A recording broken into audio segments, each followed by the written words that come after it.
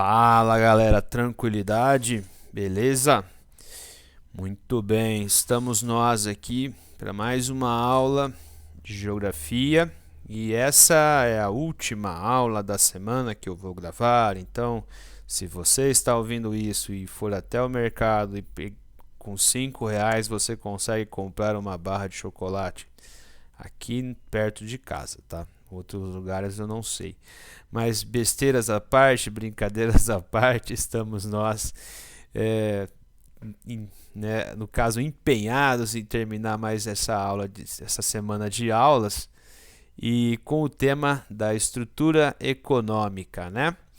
Tivemos na aula passada, falamos de estrutura industrial e hoje nós vamos concluir esse capítulo com o tema da agropecuária. Chama atenção para vocês que na semana passada nós trabalhamos com agropecuária em escala global. Então, hoje nós vamos fechar esse link, né? Essa relação com o Brasil.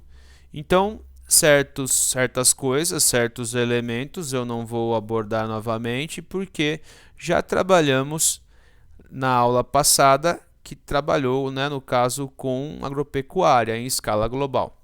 O que eu achar que é interessante, eu vou pontuar novamente, ok? Sendo assim, iniciemos nossa aula com as transformações na agropecuária. Então, antes da gente analisar o primeiro tópico, faço uma primeira ressalva, né, uma primeira consideração. O Brasil é um país muito grande. O Brasil ele, representa aí 27 unidades territoriais. Alguns estados gigantescos, outros menores. E nós não temos uma agropecuária homogênea, certo? Em algumas áreas nós temos áreas modernas, outras áreas com práticas ainda de subsistência, práticas muito tradicionais, técnicas ultrapassadas, né, que fazem mal para o solo, como queimada, a coivara, né? Existe, às vezes, próximo de um lugar do outro, nós vamos ter uma agricultura moderna e, sei lá, quilômetros dali, você vai ter práticas tradicionais. Então, não há uma homogeneização, né, de uma moderna agropecuária no Brasil. Ela é localizada, cada vez ela é maior, ok? Mas ainda existem muitas áreas com práticas arcaicas, né, que ainda acontecem. Feita essa consideração, né, temos que saber que a agricultura diminuiu sua participação relativa no plano interno do nosso PIB, né, mas isso é uma tendência mundial. Por que isso acontece? Porque a agricultura não é importante, a pecuária não é importante? Longe disso, né? Se pensar nossa pauta de exportações, a agropecuária é importantíssimo, mas isso acontece porque quando a gente faz o cálculo, né, a gente não, as pessoas, os economistas, as pessoas encarregadas disso, fazem o cálculo, aquilo que a agricultura e que a pecuária produz por si só, não conjugado com outros setores da economia, é sempre um número pequeno, né?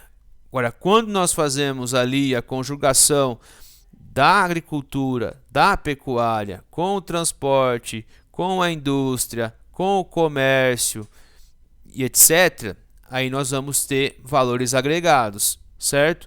Então, por isso que o valor que ela produz em si não é um valor alto. Isso é uma tendência mundial. Isso acontece na maior economia do mundo, que é a dos Estados Unidos. Ok? Mas não significa que não seja importante, tá certo?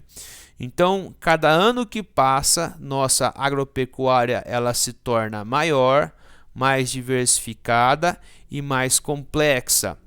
E é sentido um aumento da produção e da produtividade. Infelizmente, nós não temos uma lousa aqui. Qual que é a representação que eu sempre faço numa lousa? Qual que é a diferença entre aumento de produção e produtividade? Imagine duas áreas, dois terrenos com duas áreas com a mesma dimensão, certo? Uma produz X1 e a outra produz X2. X1 produz X1 porque não, utiliza técnicas e tecnologias modernas. X2 sim. Então X2 tem mais produtividade. Se X2 continua investindo em fertilizante, semente especializada, profissionais, e continua, tendo um aumento do que produz, significa aumento de produtividade. Se X1 começa a produzir mais, mas produz mais porque ela aumentou o terreno, é um aumento de produção. Produtividade é quando você utiliza a mesma área, só que você utiliza insumos, fertilizante, semente especializada, pesticida, controle agronômico, que é tudo que é moderno, que representa agropecuária moderna. Então você vai ter mais produtividade, tá certo? Se vocês não entenderem, depois vocês me mandam questões. Então, apesar de apresentar essa modernização do agronegócio, nossa agropecuária ainda não é autossuficiente. O que significa isso? Nem tudo que a gente precisa, a gente produz. Nós quase somos autossuficientes. No que a gente ainda não é? Trigo, cevada, certo? E por que o trigo é importante? Por conta do pão, que é um alimento universal no Brasil, entre aspas, certo? Todos comem, todos, a demanda é altíssima. E cevada, para fazer cerveja, ok? Então, professor, mas a Ambev substituiu, a cevada e o malte por milho, tudo bem, mas a cerveja não é tão boa, certo? Então não é muito cerveja, é uma cerveja diferente, mas, sei lá, foi uma saída para que o preço pudesse ser menor. Aí o pessoal que é mais gourmet, demoniza essa alteração, dentro dos ingredientes da cerveja. Então, se queremos cerveja raiz, temos que importar mais cereais, mais maltes, certo? Para que tenha uma cerveja de mais qualidade. Nosso país enfrentou mais, problemas relativos a embargos, Não sei se vocês se recordam, 2017, governo Temer, Operação Carne Fraca, expôs aí muitos problemas do setor, frigorífico. Qual que foi a resposta do exterior? Muitos países embargaram nossa carne. Então é aquela coisa, confiança a gente consegue a partir de muito trabalho, a partir de muito tempo, leva muito tempo. Para perder confiança e credibilidade, para perder esse crédito é num ato apenas que nós perdemos toda a credibilidade, certo? Isso é importante. Alguns agricultores ainda usam técnicas ultrapassadas, tá? Assim como eu citei no começo da aula, certo? Quanto aos modos de produção e exploração da terra, exploração direta, que é uma exploração familiar. Essa exploração direta no Brasil, ela acontece com mais intensidade no sul, porque as propriedades são menores, certo? Imagine como que você vai conseguir com a sua família explorar diretamente uma propriedade aí de 1.000 hectares ou 1.000 alqueires, Impossível, certo? Então, em geral, essa exploração direta familiar é quando a propriedade é menor, ela se vale de mecanização, ela se vale ali de cultivos mais simples. Então vamos pensar lá no Rio Grande do Sul tem muita uva. Então a família vai ali fazer a coleta, o cuidado da uva. Então não necessita de tanto braço de trabalho.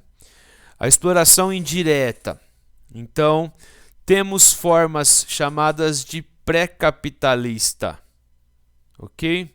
Temos formas, né, pré-capitalistas como a parceria, o meeiro, né, o terceiro, quando algumas pessoas entram com o trabalho e o dono da propriedade entra com a propriedade, entra com o investimento, depois faz-se a divisão das coisas. Isso é uma relação já um pouco em desuso. O posseiro, que é mais na região norte, centro-oeste, quando ele recebe legalmente o título de posse daquela propriedade, não pode vender, mas ele pode explorar, certo? Então, já diria Marx, né, que a verdadeira relação de trabalho capitalista, né, é a assalariada. Então, coloquemos aqui, né, a assalariada, que seria a mais importante. Então, essa é a relação de trabalho eminentemente capitalista, ok? Então, outras situações, né, outras formas de exploração. Uma situação de trabalho pode ser formal ou informal. O boia-fria, que é o diarista, certo? Ele não tem vínculo efetivo, então ele é informal. Peão de fazenda, né, que vai ter ali, vai meio que coordenar os trabalhos, né, mas é uma relação mais de chefia. Categorias fora da lei. Grileiro, quando a pessoa, né, se apropria de uma terra pública e essa pessoa forja um título de propriedade.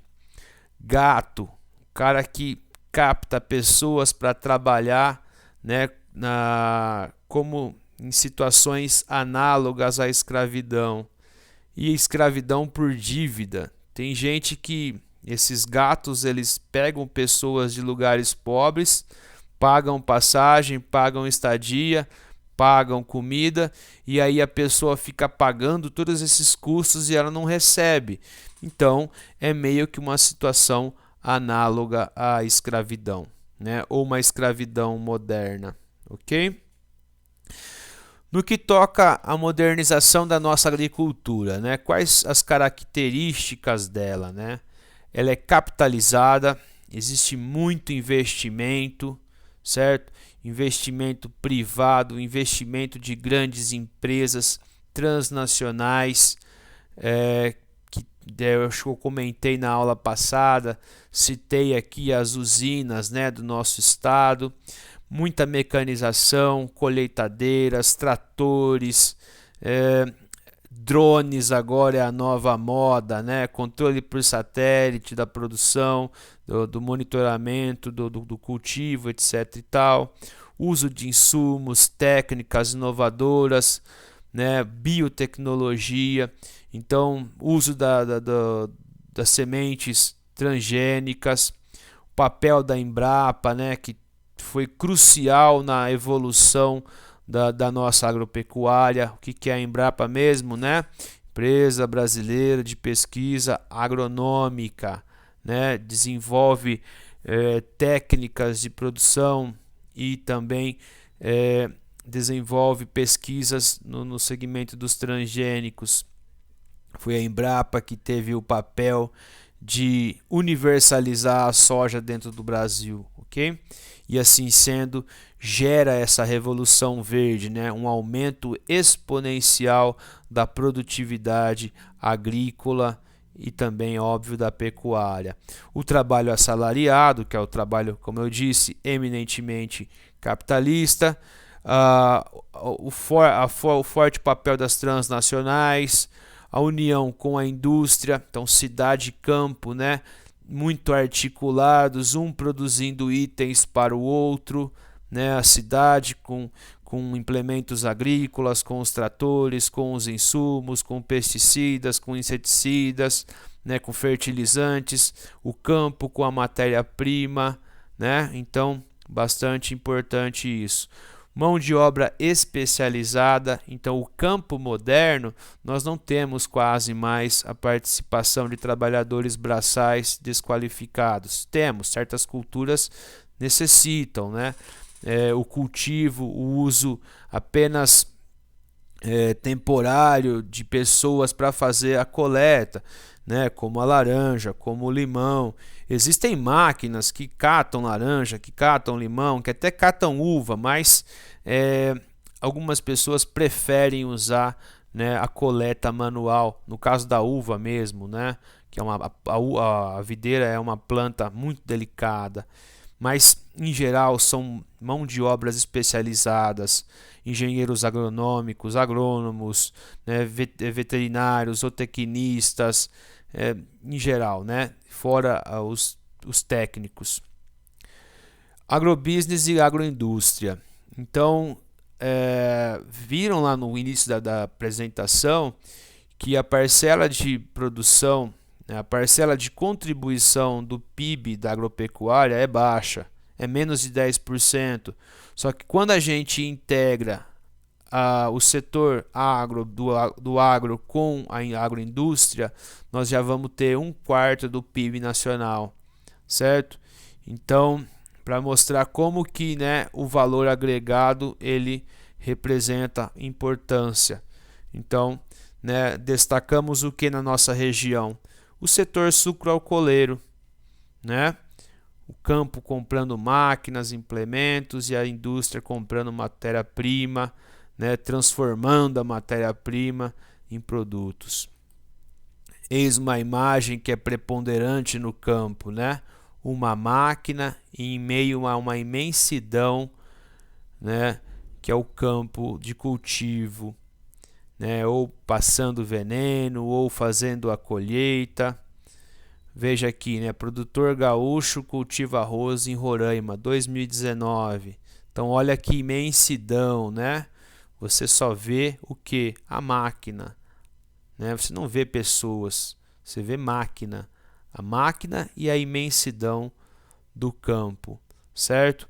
Então, a necessidade da tecnologia, né? Imagina se fosse para fazer a colheita, né, usando pessoas num campo imenso desse.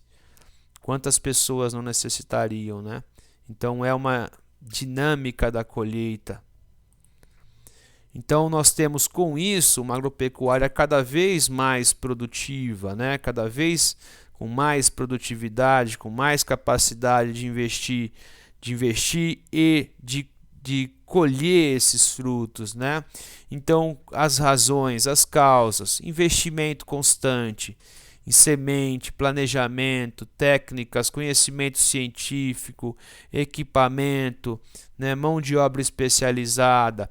E nos últimos anos o governo brasileiro investiu muito, né, na frota de tratores, de caminhões, ou o Programa Nacional de Agricultura Familiar, certo?